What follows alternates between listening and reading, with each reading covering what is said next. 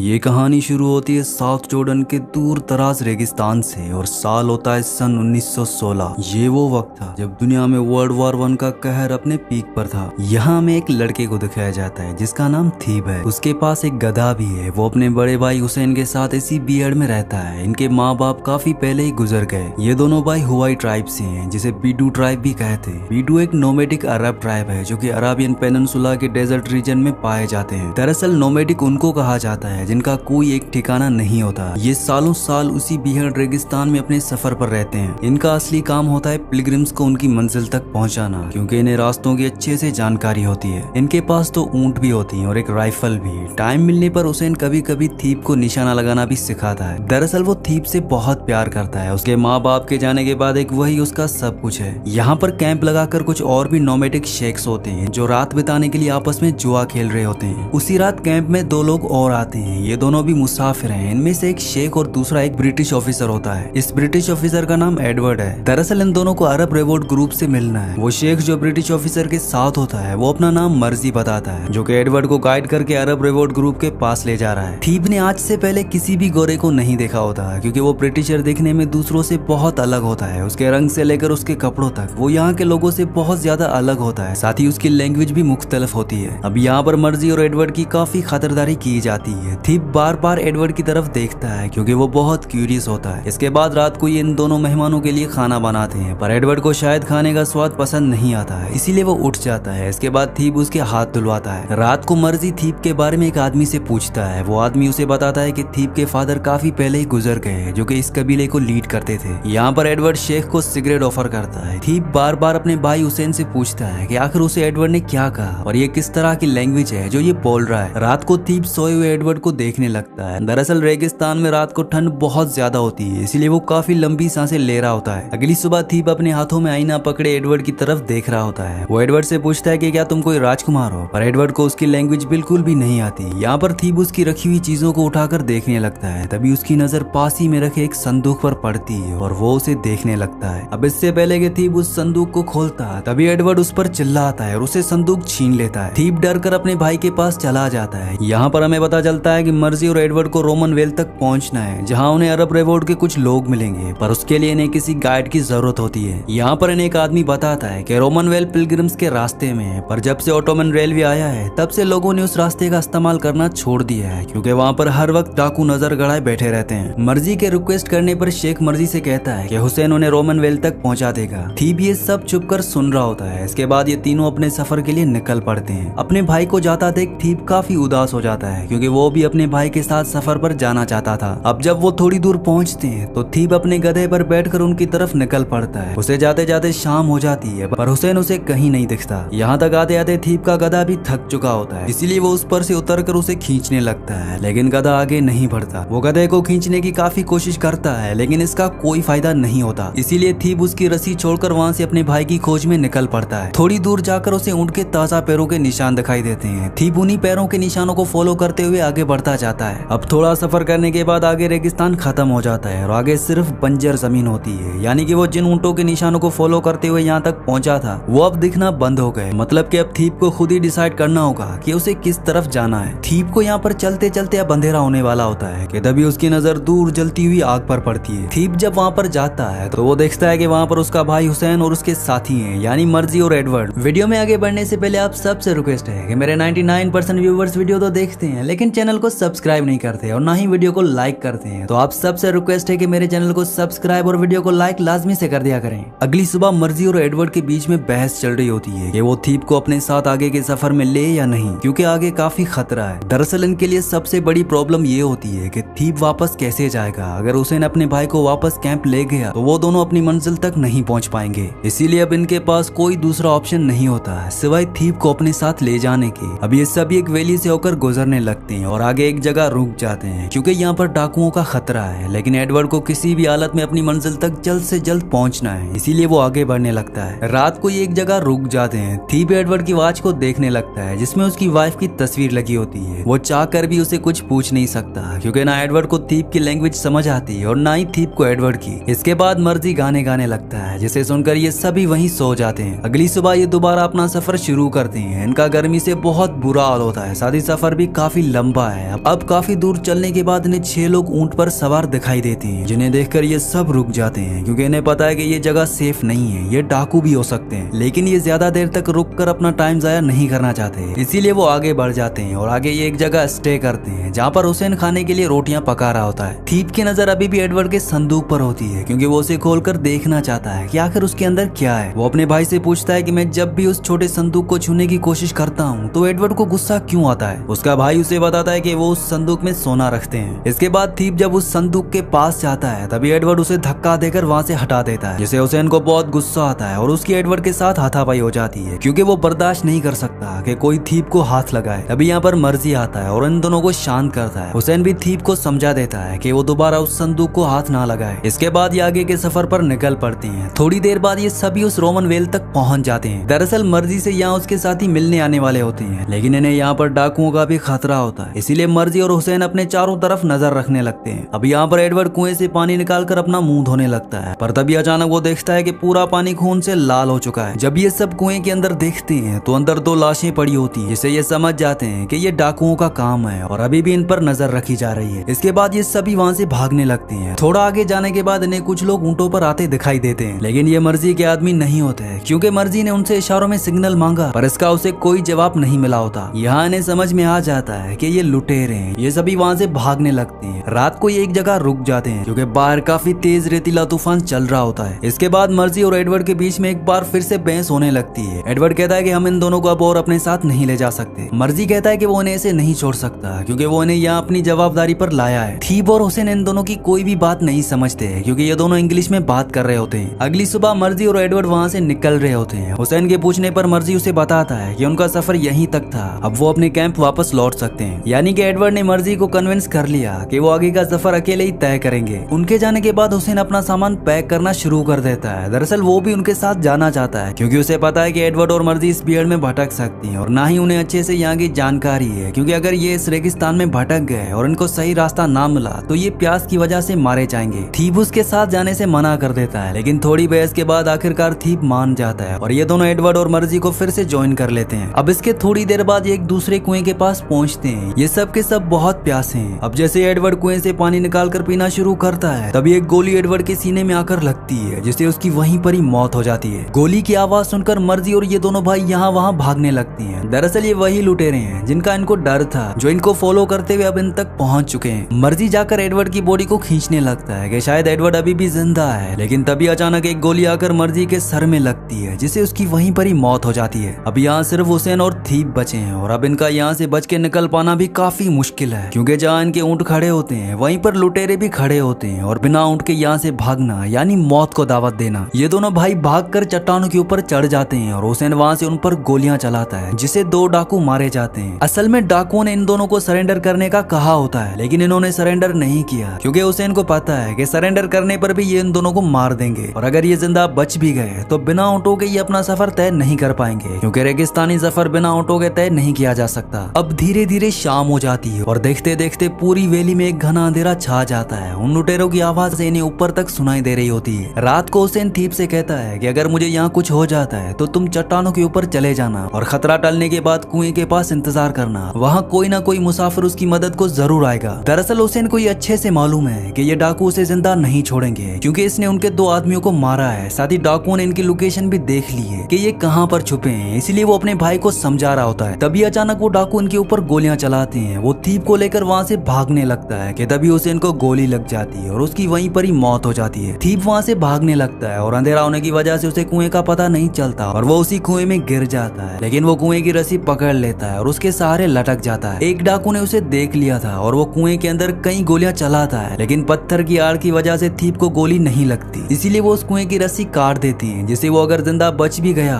तो वो बाहर ना निकल पाए। थीप किसी तरह से चट्टान के सहारे कुएं में लटका रहता है। कुछ ही देर में सुबह हो जाती है। अब थीप कुएं से निकलने की कोशिश करता है और वो चट्टान के सहारे किसी तरह से ऊपर आ जाता है और थक कर कुछ देर वहीं लेट जाता है। काफी देर बाद थीप को होश आता है और वो अपने भाई को ढूंढने लगता है, लेकिन हुसैन की रात को ही मौत हो चुकी थी। उसकी बॉडी उसे कुछ ही दूर पड़ी होती है। थीप अपने भाई की लाश को देखकर बहुत रोता है, क्योंकि वो अपने भाई से बहुत प्यार करता था। वो अपने बड़े भाई के लिए यहाँ तक पहुँचा था, लेकिन अब वो इस दुनिया में नहीं है। थीप काफी देर तक अपने भाई की लाश पे लेटा रहता है और कुछ देर बाद वो उसे वहीं पर ही दफना देता है और एक बड़ा सा पत्थर लेकर उस पर रख देता है। थीप को वहाँ बैठे बैठे शाम हो जाती है। उसे वैली में अलग अलग तरह की आवाजें सुनाई देने लगती हैं। दरअसल ये आवाजें वहाँ रहने वाले जानवरों की होती हैं, जिससे थीप घबरा जाता है और एक चट्टान के ऊपर चढ़ जाता है। वो पूरी रात ऐसे ही डर के माहौल में गुजारता है। अगली सुबह थीप की जब आंख खुलती है तो वो नीचे आ जाता है। उसे बहुत ज्यादा प्यास लगी होती है, पर वो चाह कर भी पानी नहीं पी सकता क्योंकि उन लुटेरों ने कुएं की रस्सी काट दी थी। साथ ही वो सभी ऊंट और सामान को भी अपने साथ लेकर चले गए। अब थोड़ी देर बाद उसकी नजर सामने से आते हुए एक ऊंट पर पड़ती है। जब वो उस ऊंट के पास जाता है तो उस पर एक जख्मी आदमी होता है और ये आदमी कोई और नहीं बल्कि इन्हीं लुटेरों में से एक होता है। ये लुटेरा बेहोश होता है। थीप ऊंट को किसी तरह से नीचे बैठाता है और उस लुटेरे को नीचे गिरा देता है। तभी थीप देखता है कि उसके पास रस्सी है जिसमें वाटर बैग भी लगा हुआ होता है। वो उस रस्सी से पानी निकालकर अपनी प्यास बुझाता है। वो लुटेरा अब भी बेहोश होता है। थीप यहाँ से ऊंट को लेकर निकलना चाहता है लेकिन उसे ऊंट की सवारी नहीं आती। वो काफी कोशिश करता है लेकिन वो ऊंट अपनी जगह से नहीं हिलता। यहाँ पर थीप उस लुटेरे के सभी थैलों को चेक करता है जिसमें उसे एडवर्ड का वो संदूक भी मिलता है जिसे लेकर थीप काफी क्यूरियस था। अब इसके बाद रात होने वाली होती है। थीप वहाँ पत्थरों से आग जलाता है क्योंकि रेगिस्तान में रात को ठंड काफी बढ़ जाती है। अगली सुबह जब थीप की नींद खुलती है तो वो देखता है कि उस लुटेरे को होश आ गया है। वो उसी की तरफ देख रहा होता है। दरअसल ये लुटेरा काफी जख्मी होता है जिस वजह से वो चल नहीं सकता। थीप जब उसके पास जाता है तो वो लुटेरा उससे पानी मांगता है। थीप उसे वाटर बैग में पीने के लिए पानी देता है लेकिन साथ ही वो डर भी रहा होता है कि कहीं ये लुटेरा उसके भाई की तरह उसकी भी जान न ले ले। असल में ये वही लुटेरा होता है जिसने रात को उसके भाई पर गोली चलाई थी जिससे उसकी मौत हो गई। थीप उसकी गन छीनकर उसी पर ही पॉइंट कर देता है। थीप चाहता तो उसे यहीं पर ही मार सकता था लेकिन वो ऐसा नहीं करता। वो लुटेरा उसे पकड़ने की कोशिश भी करता है लेकिन वो वहाँ से भाग जाता है और मदद के लिए आवाजें देने लगता है लेकिन इस बंजर इलाके में कोई भी नहीं होता। वो लुटेरा उसे चिल्लाकर बोलता है कि अगर तुमने भागने की कोशिश की तो मैं तुम्हें जान से मार दूंगा क्योंकि यहाँ पर मैं ही हूँ जो तुम्हारी मदद कर सकता हूँ। थोड़ा सोचने के बाद वो वापस वहीं लौट आता है। रात को वो लुटेरा घिसटते हुए उसके पास आता है। वो थीप को यकीन दिलाता है कि उसे डरने की कोई जरूरत नहीं है, वो उसे कुछ नहीं करेगा। वो लुटेरा उसे अपना नाम हसन बताता है लेकिन थीप को उस पर भरोसा नहीं होता इसीलिए वो उस पर गन पॉइंट करके रखता है। वो थीप से कई सवाल पूछता है। वो कहता है कि तुम यहाँ उस ब्रिटिश आदमी के साथ क्या कर रहे थे, लेकिन थीप उसके एक भी सवाल का जवाब नहीं देता। अगली सुबह जब थीप सो रहा होता है तो वो लुटेरा उसे बंदूक छीन लेता है पर वो उस पर गोली नहीं चलाता। लेकिन थीप फिर से सो जाता है, यानी कि अब उसे इस लुटेरे पे भरोसा है कि वो उसे नुकसान नहीं पहुंचाएगा।